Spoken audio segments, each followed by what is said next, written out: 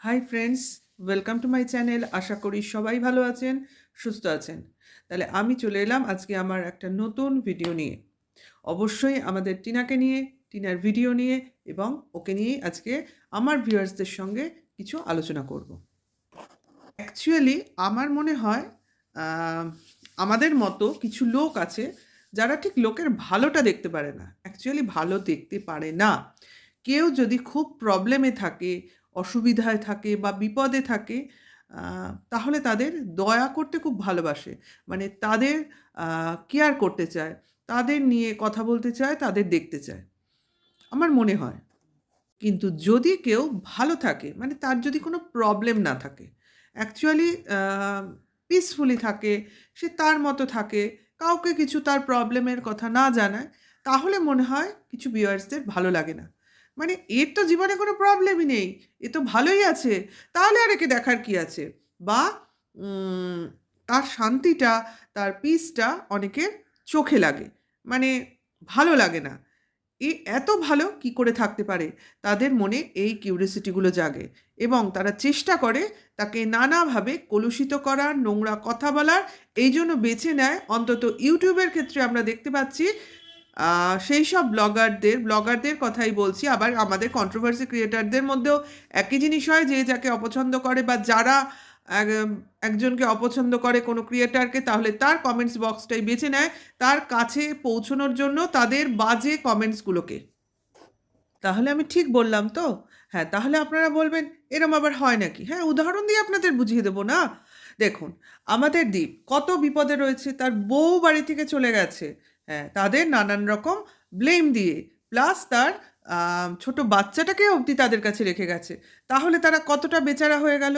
কারণ তাদের daily life যেটা ব্লগিংয়ের মাধ্যমে আমাদের দেখানো হয়, অর্থাৎ তার ইনকাম সোর্স যে ব্লগিং, ডেইলি ব্লগিং, সেটা তো বউ ছাড়া প্রায় বন্ধ হয়ে যাওয়ার মতোই হয়েছিল।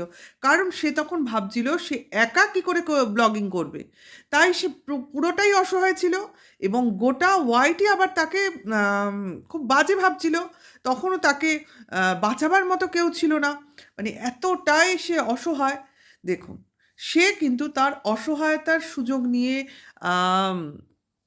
গোটা ওয়াইটির মন জয় করে নিয়েছে এবং ওয়াইটি তাকে পাশে সাথ দিয়েছে এবং যা যা তার প্রয়োজন, যা যা তার দরকার এই বিপদের মধ্যে, তাই না? সমস্তটাই তারা তাকে কাইন্ডসে দিয়ে, গিফটসের আকারে দিয়ে সাহায্য করে চলেছে এবং আপাতত সে নিজেকে অনেকটাই সামলে নিয়েছে, তাই না? এবং কিছু কিছু ক্রিয়েটার তো তাকে ব্লগিংও হাতে ধরে শিখিয়ে দিচ্ছে তাদের বাড়ি গিয়ে। কারণ সে ব্লগিং অনেকটাই জানতো না, কথা বলতেই সে ঠিক করে জানতো না।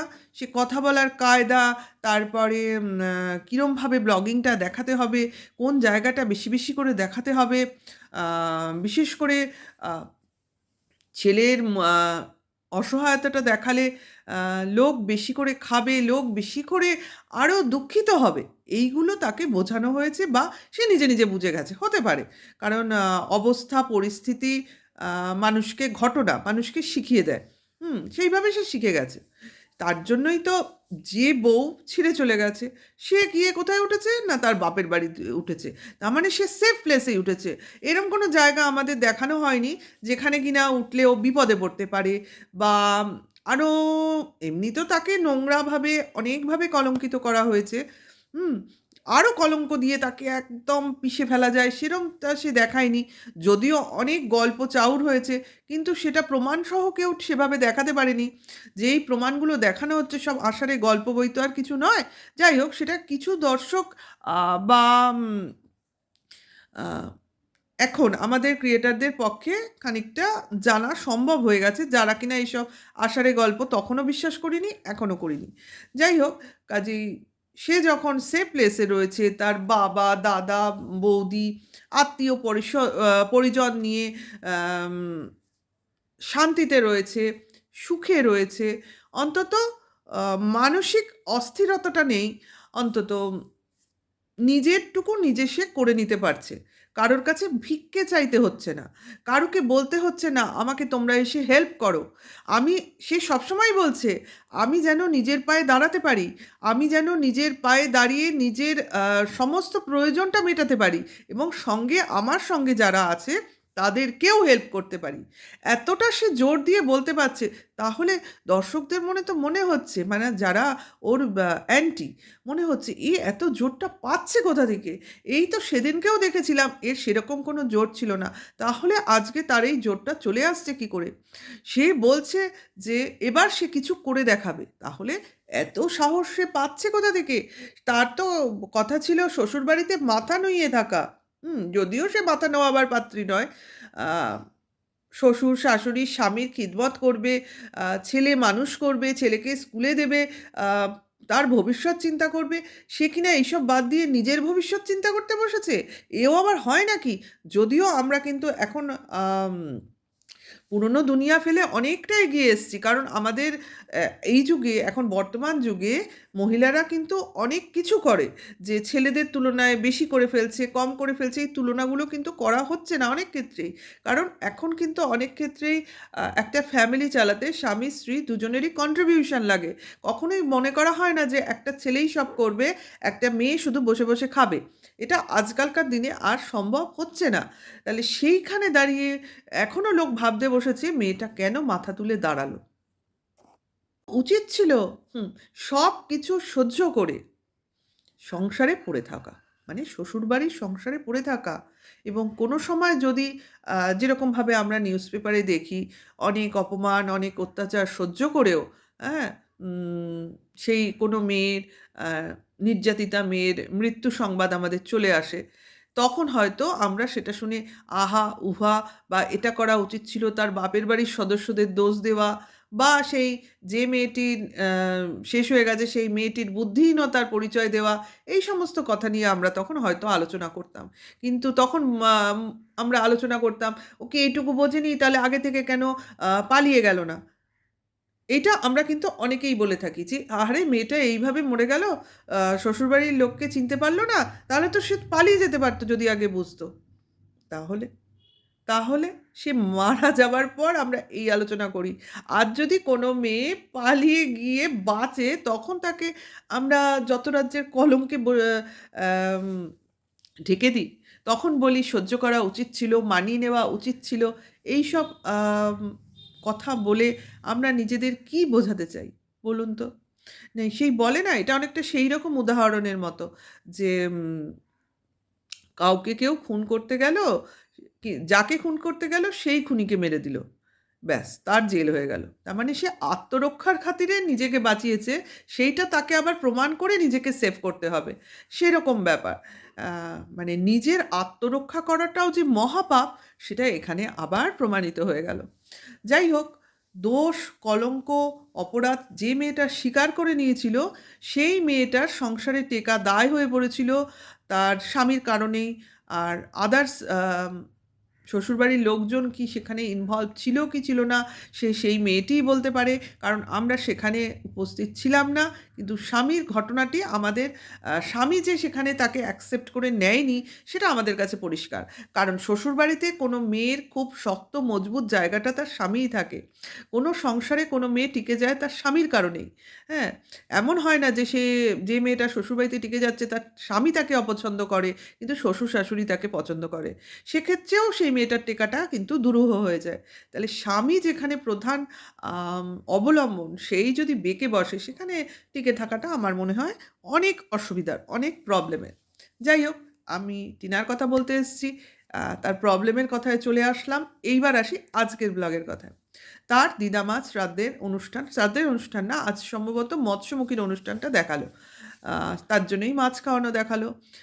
দেখো, এরাও তো বাড়িতে অনুষ্ঠান করলো, না বাইরের লোক মানে আমি বলছি ভিউয়ার্স, কোনো ভিউয়ার্স এন্ট্রি পেলো, না কোনো ক্রিয়েটার এন্ট্রি পেলো, আম, না কোনো গিফটস এলো, না কোনো সাহায্য এলো। এই মেয়েটাও তো করে দেখালো। সে তার রোজগারের টাকায় করুক, তার বাবার রোজগারের টাকায় করুক, কি দাদার ইনকামের টাকায় করুক, যার টাকায় করুক, হলো তো অনুষ্ঠানটা। সবাই মিলে করলো তো মিলেমিশে একটা ঘরোয়া অনুষ্ঠান, আত্মীয় পরিজনের মধ্যে অনুষ্ঠান, হয়তো পাড়ার কয়েকজন লোক ছিল। তা হয় নাকি এইভাবে? হুম? হয় নাকি এই অনুষ্ঠান? এবং আয়োজনে কোথাও কোনো ত্রুটি ছিল না। সুন্দরভাবে হলো পরিচালিত। হ্যাঁ, এখানে বাইরের লোক কিন্তু স্থান পায়নি। তার জন্যই তো সবার রাগ। তার জন্যই তো কমেন্টস বক্স ভরে যাচ্ছে অদ্ভুত, অদ্ভুত কমেন্টসে। আচ্ছা আমি বলি যারা অপছন্দ করেন তারা ওই কমেন্টস বক্সে যান কেন? বা তার ব্লগিং দেখেনি বা কেন? মেয়েরা কোথায় ভালো থাকে? তার বাবা-মার কাছেই তো ভালো থাকে। মা কত সুন্দরভাবে ওই মেয়েকে আম স্বাভাবিক অবস্থায় ফিরিয়ে এনেছে। আমাদের টিনা তো ১ম থেকে এরকম ভিডিও দিতে পারেনি। পারেনি কিন্তু। তখন কিন্তু ভিডিও অনেক ও ছোট, ছোট দিত। পারত না বেশিক্ষণ দিতে। ও ধীরে, ধীরে নিজেকে ইমপ্রুভ করেছে। ধীরে, ধীরে নিজে আজকে এই যে এতখানি সময় ধরে ও ব্লগিং দিচ্ছে, এটা ওর বাবা-মা, বিশেষ করে মা ওকে এই স্বাভাবিক অবস্থাটায় আনতে পুরো পরিশ্রমটা ওর পেছনে লাগিয়ে দিয়েছে। ওর মা নিজের হাসি দিয়ে মেয়ের মুখের কান্নাটাকে মুছিয়ে দিয়েছে। কারণ মারাই পারে কোনো ছেলেমেয়েকে সামলাতে। হ্যাঁ, আমাদের আ কিষাণুর কথা, কিষাণু তার ঠিক জায়গায় আছে। কিন্তু হ্যাঁ, মারাই পারে একটা সন্তানকে সুস্থ, স্বাভাবিক একটা আম মেন্টালিটি, মানসিক পরিস্থিতি দিয়ে বড় করে তুলতে। হ্যাঁ, কিন্তু আমাদের টিনাই তো সেই পরিস্থিতিটা নিজে আগে অর্জন করে নিক, তবে তো ওর ছেলেকে সুস্থভাবে গড়ে তুলবে। এইসব নিয়ে বহু আলোচনা আগে হয়েছে। আগে ও নিজেকে তৈরি করছে, তবে ও ছেলেকে নিয়ে আসবে। ও জানে ছেলে কোনো বিপদে নেই। ছেলেকে যেখানে আছে সেখানের লোকজন ঠিকই রাখবে। হুম? ঠিকই রাখবে। কারণ সে জানে ছেলেকে তারা ভালোবাসে। সেই দিকে তার কোনো ভয় নেই। ওর শুধু ভয় ছিল নিজেকে নিয়ে। কারণ নিজে ও বিপদে ছিল। এইটা একটু বোঝার চেষ্টা করুন। এইটা বোঝা আমাদের দরকার। আমিও ১ম এ ভুল বুঝেছিলাম। হ্যাঁ, আমি ভুল বুঝেছিলাম। আমি পরিস্থিতিটা একটু বুঝতে ভুল করেছিলাম। কিন্তু ধীরে, ধীরে বিভিন্ন ঘটনা, বিভিন্ন আ মানে কি বলবো? ছোট, ছোট ঘটনা যখন ভালো করে ভেবে দেখলাম বা বিভিন্ন লোকের কথা শুনলাম বা পরিস্থিতিটাকে পুরো আ একটু বিবেচনা করলাম, বিশ্লেষণ করলাম, তখন কিন্তু আ অনেকটাই বলবো না 100% 70% ক্লিয়ার হয়ে গেছে। এখন 30% তো ক্লিয়ার হওয়া আমাদের সম্ভব না। সবই পর্দায় দেখা, সবই ক্যামেরার আ পর্দায় দেখা। কাজেই যেটুকু বোঝা সম্ভব দূর থেকে সেইটুকু বুঝছি, সেইটুকু বোঝার অনুভূতিটা আমি আপনাদের সঙ্গে শেয়ার করছি। তাহলে আলোচনা সুন্দর আয়োজন হলো। খাবার-দাবারের আমরা দেখতে পেলাম কিন্তু আমাদের টিনা খেলো না ওইসব খাবার। কেন? সে শ্রাদ্ধের খাবার খায় না। এটা কিন্তু আমরা আগেও জানি। জানি এটাকে নিয়ে অনেকেই কনটেন্ট করবে বা করার ইচ্ছা রাখবে। আ কেন খেলো না? তাহলে দাদা-বৌদি নববিবাহিত বলে খাবে না এটা আমরা জানি। আ শ্রাদ্ধের খাবার খায় না যাদের ১ বছর হয়নি বিয়ের। তাহলে কি আমাদের টিনাও বিয়ে করে ফেলেছে? ব্যাস এটাই হয়ে যাবে কনটেন্ট। কিন্তু না, এ ঘটনা কিন্তু আমরা আগেও দেখেছি যখন কিনা ও ওর শ্বশুরবাড়িতে ছিল এবং সেখানে আ ওর শ্রাদ্ধের কিছু নিমন্ত্রণ এসছিল যখন, সে তখনও খায়নি। ও বাড়িতে রান্না করে খেয়েছিল। কাজেই এইটাকে যারা ভাবছেন কোনো ঘটনা, তাহলে সেটাকে ওই ঘটনা মনে করে এটাকে ইগনোর করে যান। এটা সেরম কোনো কথা নয়। এটা অনেকেই খায় না। এমনকি আমি যে বলছি আমিও খাই না। হ্যাঁ, আমিও খাই না। কারণ আমার মত আবার সেইটা না, পেট খারাপের মত আমার না। আমার মত হচ্ছে কেউ মারা যাবে, আ সেই মারা যাওয়ার অনুষ্ঠান স্বরূপ যে কাজকর্ম হয় সে তো আলাদা। সেই কাজে আবার লোককে বসিয়ে আমি খাওয়াবো, এইটা আমি বিরোধিতা করি। এটা আমি কোনোদিনই পছন্দ করি না। কিন্তু আমরা তো সমাজে বাস করি। আমরা অনেকের সঙ্গে বাস করি। কাজেই ফ্যামিলি মেম্বার যখন অনেক থাকে তখন তাদের মতও সেই ভোটিংয়ের মতো। তাদের যেখানে বেশি মত পড়ে সেইটাই মানা হয়। কাজেই আমার একার মতে তো কিছু হয় না। কাজেই আমি সেখান থেকে সরে যাই। আমি খাই না। জন্মদিনের খাওয়া কেউ জন্মালো সেই জন্মদিনের খাওয়া খাওয়াও, বিয়ের খাওয়া খাওয়াও ঠিক আছে। কিন্তু কেউ মারা যাবে তাতে আমি আনন্দ করে সেখানে গিয়ে খাবো, এটা আমার খুব দৃষ্টিকটু লাগে। আমি খাই না। হুম। আবার সবথেকে বড় আমার মানে কি বলবো? আমার সাকসেস বা সাফল্য হচ্ছে আমার হাসব্যান্ডও খান না। খুব মানে আমরা একসঙ্গেই যাই না খেতে। ঠিক আছে? এই হলো আমার কথা।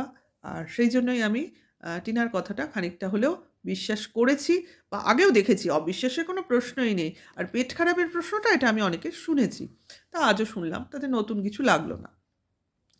যাই হোক, আ ও আলাদা করে রান্না করেছে, খেয়েছে ছাদের ওপর, দেখেছি আমরা। আত্মীয়স্বজন এসছে, যা আপ্যায়ন করার সেগুলো সমস্তই করেছে, পরিবেশনে হাত লাগিয়েছে। আর কি করবে? একটা মেয়ে বাড়িতে থেকে যা, যা করার সবই করেছে। সঙ্গে ব্লগিং চালিয়েছে, নানান অসুবিধা সত্ত্বেও। কারণ ওর নেটের প্রবলেম, ওদের কারেন্ট ছিল না, কত রকম বলে দিল। হ্যাঁ, এইখানেই বলতে হয়, আমাদের দীপেরও দেখলাম আজকে ওই একই কথা বলছে। উম গতকালের ভিডিওতেই আমি বলেছিলাম, এই টিনার মতোই ও ২ দিন ৪ দিন পিছনের ব্লগ দিচ্ছে। সেটার কারণ হিসেবে কি দেখিয়ে দিল না, কারেন্ট নেই, আ তার জন্য ওয়াইফাই হয়তো নেই, সেইজন্য ডাউনলোড হচ্ছে না। বাইকে চড়ে অন্য জায়গায় গিয়ে ডাউনলোড করতে হচ্ছে। একই রকম ব্লগিং চলছে। হ্যাঁ? আ প্রবলেমটা কি সব ক্ষেত্রেই এক, না গ্রামাঞ্চলে এটাই চলে? জানি না, বুঝতে পারি না। তবে কারেন্ট না থাকলে, ওয়াইফাই বন্ধ থাকলে হ্যাঁ, ডাউনলোডে প্রবলেম হয়, কিন্তু আমাদের নেটের প্রবলেম হয় না। যেহেতু শহরে থাকি তা হতে পারে। গ্রামে হয়তো হয় না, টাওয়ারের প্রবলেম টাওয়ারের জন্য হয়তো আসে না। কিন্তু আ যারা ব্লগিং করে তারা তো জানি ম্যাক্সিমামই জিওর কানেকশন। সাধারণত হয়। কারণ জিওর টাওয়ার তো সব জায়গায় ভালো। জিও, ভোডাফোন এগুলো তো ভালোই চলে। বাদ বাকি আমার জানা নেই। যাই হোক, এখন প্রবলেম ইজ প্রবলেম, সেটাকে নিয়ে আমার প্রবলেম মনে না করলে যে প্রবলেম হবে না তা তো নয়। যার কাছে তার প্রবলেম আলাদা। তাহলে ব্যাপারটা হচ্ছে যে সবাইকে কিন্তু ভিক্ষাবৃত্তি করে দিন যাপন করতে হয় না। এটা আবার প্রমাণিত হয়ে গেল। সবারই বাড়িতে সুবিধা আছে, অসুবিধা আছে, অনুষ্ঠান আছে, পার্বণ আছে। কাজেই সবাইকে একেবারে মোবাইল খুলে আ আমি খুব অসহায়, আ আমি খুব বিপদে আছি এই বলে এই ভিউজ কামানো বা ভিউয়ার্সদের কোনো এক পক্ষ বেছে নেওয়া বা একচোখামিটা, এটা খুব পরিষ্কার হয়ে যাচ্ছে ওয়াইটিতে। এই একচোখামি জিনিসটা চলে আসে। সংসারে তো আমরা দেখি, ওয়াইটিতেও চলে। ওয়াইটি যে একটা বৃহত্তর সংসার, সেটা আবার প্রমাণিত হয়ে গেল। তাহলে আ আর বেশি বাড়াচ্ছি না এখনকার ব্লগটা, ভিডিওটা। যারা আমার সাথে পুরো ভিডিওটা দেখলেন, তাদের ভালো লাগলে নতুন হলে সাবস্ক্রাইব করে নিন। আর যারা দেখো তারাও ভালো লাগলে লাইক, কমেন্টস আর শেয়ার করে দিও। এখন টাটা। Good bye.